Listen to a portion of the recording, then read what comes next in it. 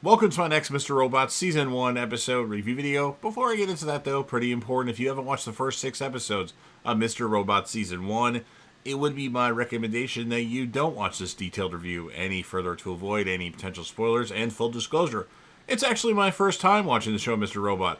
Heard a lot of good things about it over the years, and I'm finally deciding to check it out, and might as well do review videos of it as well. So join me on the journey, and let's discuss this hopefully awesome and amazing show in the comments section, but don't spoil anything in this video in the comments section past this episode.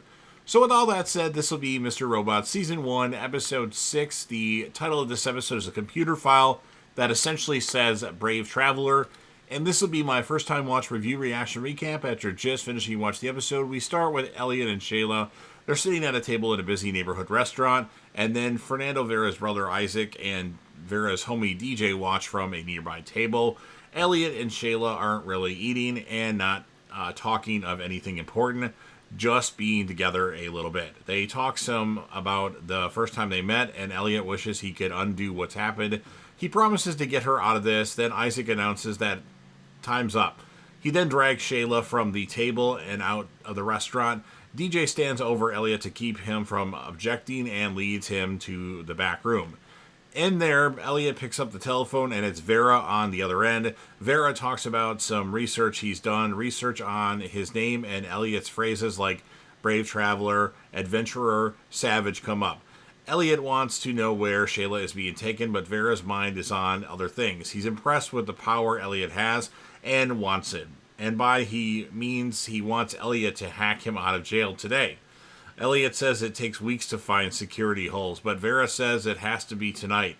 And when they get back together out of jail, Shayla will be there too. Vera will give Elliot a big hug, and they will all be happy.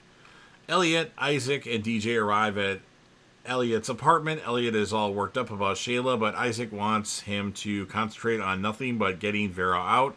As he looks at the documentation for the prison's control system, Elliot remarks to the viewers that hacking a prison network isn't impossible. Most are regular industrial control systems. Isaac and DJ are just hanging around, occasionally wondering what Elliot is good for and whether that he can do the job he's been ordered to do. And Elliot is just curious about Isaac, something that bugs him. He uses a Wi-Fi scanner tool and finds a signal named Isaac's S5 phone. Angela is alone at All Safe, but it's before working time. Nobody's there but her, and she's looking at an online article, Did Colby implicate himself? She's also looking at the materials from the family's lawsuit from long ago.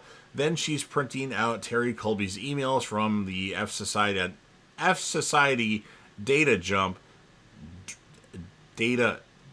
dump and going through and adding notes. That's done. She gets a list of law firms and starts calling them, asking each about the Washington Township scandal. She spends a while at this, getting nobody to talk to her until she gets to attorney Antara Nair. Now all safe employees are starting to arrive, but Angela sees that Antara Nair has sent her a text. She gets her coat and leaves. Darlene is wandering around the parking lot, scattering flash drives on the ground. Angela is meeting Antara Nair in her office. Antara represented the 25 families of the victims of the Washington Township case, one of which was Angela's mother. Antara says that the case was dismissed. She took 8 years to rebuild her career again. Angela wants her to reopen the case with new data that Angela has brought, and Antara dismisses the collection of internet gossip and amateur research.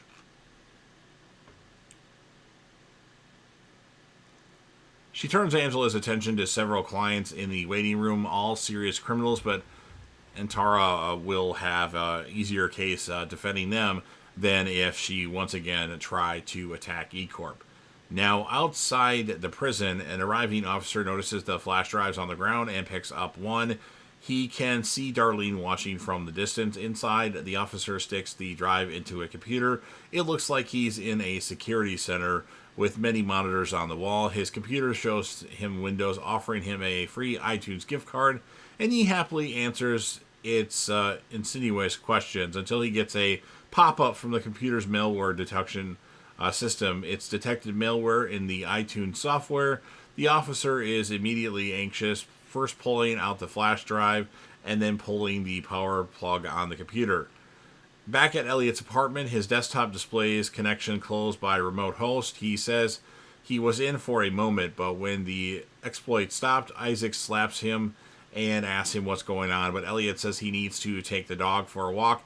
After Elliot leaves, DJ gets up and watches from the window as Elliot walks out of sight.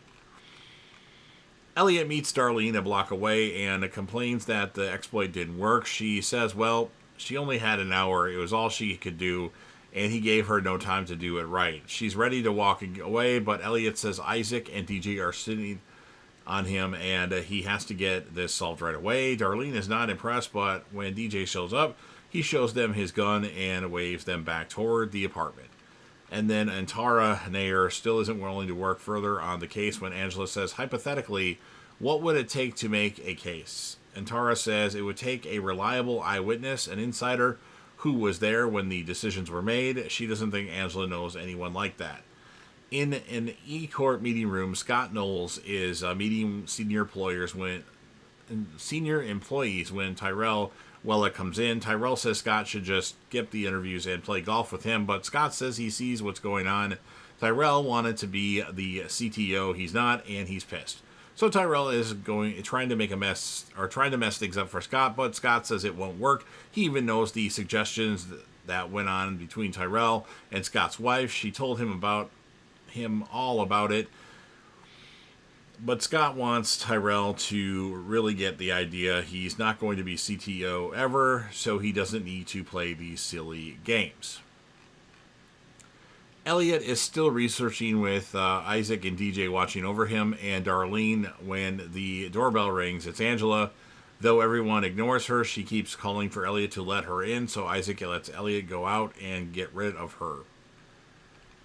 Tyrell is at home with Joanna. He's fiercely angry while she is calm and confident. Joanna had told Tyrell that Scott was dangerous, and he is. Tyrell says he's at risk now.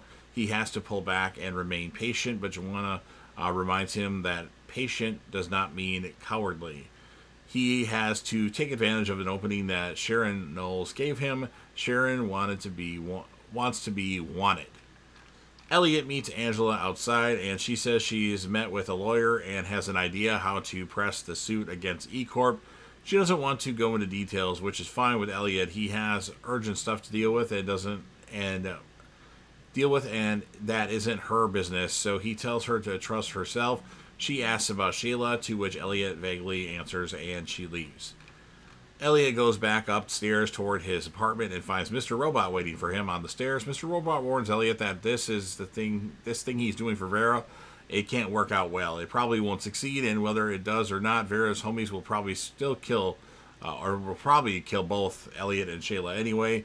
Elliot says there's got to be a way, and he'll find it. Mr. Robot reminds him about F Society. It's a success, and Elliot can do so much more with them, but this deal with Vera, it's failure.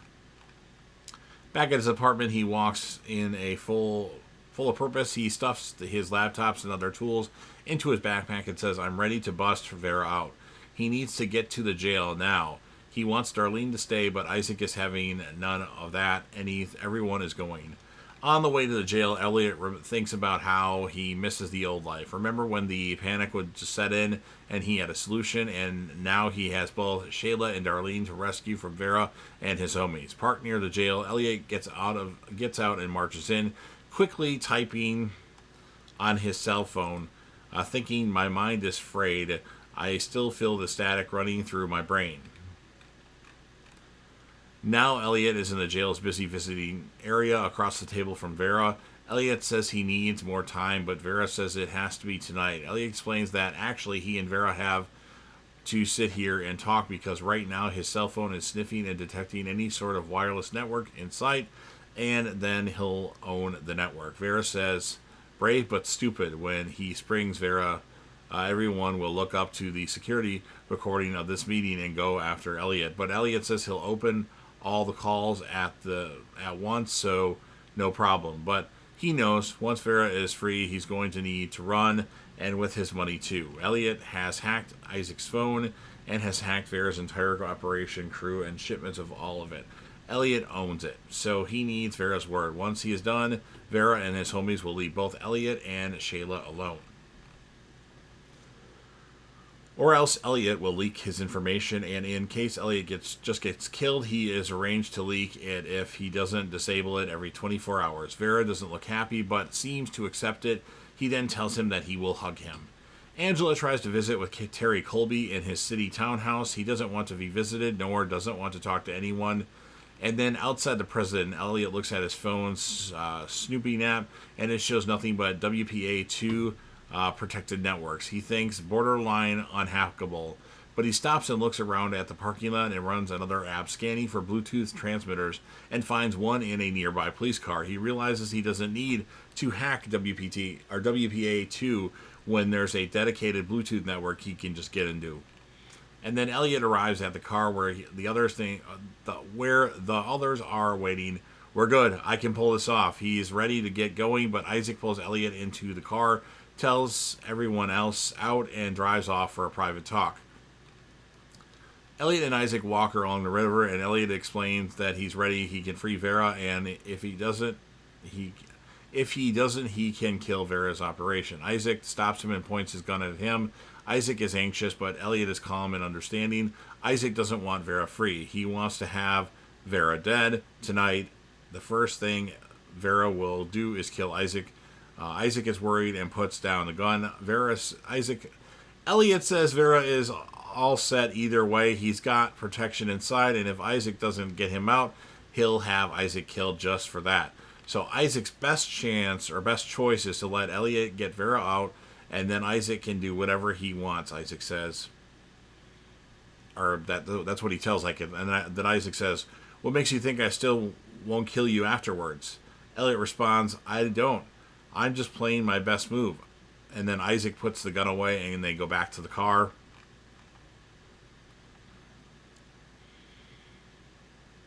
And then Elliot explains to Isaac that he needs about a minute with the patrol car's Bluetooth connection, and he'll have the exploit into the main prison control system, which will open all the cell doors at 9:49 p.m. Darlene approaches the officer in the car and engages him in conversation. While she is keeping his attention on her, we can see the windows pop up on the patrol car's display, and we can see Elliot typing in commands. Elliot thinks the exploits in the laptop now to get into the jail. Elliot announces he's paused the exploit, and then they should drive away. The police car gets a bulletin of an alarm going off, but Darlene keeps the officer distracted, so he pays no attention. And then in the car, Isaac points his gun at Elliot. Elliot says, I only need to press one key to run the exploit, or I can press another and disable all the entire plan. I made my move, you make yours. The officer turns away from Darlene and notices the windows up on the laptop. He tries to type commands, but nothing works. The officer says he has to get back. Darlene walks away as the officer is calling in, my computer's on the fritz. Isaac lowers his gun and says they should go to the meet. They drive away. Elliot remarks to the viewer, if he made any mistake, the cell doors won't open, and he knows what that will mean, but doesn't make mistakes. And then at night outside the prison, Isaac, DJ, and Elliot are standing outside the fence. It's time. Isaac gets out his gun and tells DJ it's just in case some prisoner rushes them. There's noise, alarms, the screech of metal doors opening, and the campus lights go off. Elliot tells them it's from the power surge of opening all the doors at once, but the prison control system should still be saying all the cells are locked and closed, so the alarms will turn off. The lights come on, and they can see prisoners coming out of the buildings, heading towards the fence. They get through the fence door and split in every direction, but it's Vera who walks to the three. Vera tells them that this is just what he needs. Then he tells DJ to shoot the cocksucker, and DJ shoots Isaac, who falls down dead. Vera says, that's right. He's his brother's keeper, and now, like Cain and after Abel, I'll be a fugitive and wanderer on the earth. He thanks Elliot for his bravery and tells him his operation is over. Elliot can burn it to the ground. It doesn't matter. He's gone. And then a car drives up and stops next to them as Vera and DJ move to get in. Elliot asks where Shayla is, and Vera gets the keys to Isaac's car from DJ and tosses them to Elliot. You just didn't realize she was with you the whole time. Vera and DJ drive off, leaving Elliot next to Isaac's car. He opens the trunk and finds out that Shayla is dead, lying there. She's been there the whole time. Elliot turns around, not quite crying, then definitely crying. We see the lights of the police cars flashing around. He pulls his hood and runs away. And that's what ends this episode of Mr. Robot. So, a good episode. Obviously, the ending of the episode was crazy. I'm going to score this one an 8.6 out of 10. And then my characters of the episode, I'm going to go with Elliot, obviously, and I'll go with Vera, because he's a really good, he's not just an idiot. He's got some smarts to him, which is surprising. So you've heard everything that I have to say. Now it's your turn. If you're a fan of Mr. Robot and you want to help me out with the YouTube algorithm, please make sure that you Hulk smash the like button, share this video with a friend, put this video on any one of your social media platforms. Don't forget to sound off in the comment section about your thoughts regarding this episode of Mr. Robot. What would you rate this episode? Who would be your character or characters of the episode? And then last but certainly not least, don't forget to hit that sub button. You're watching the video anyway. Subscribe to the channel, help me get over 100,000 subscribers. Yes, I know I set my goals high.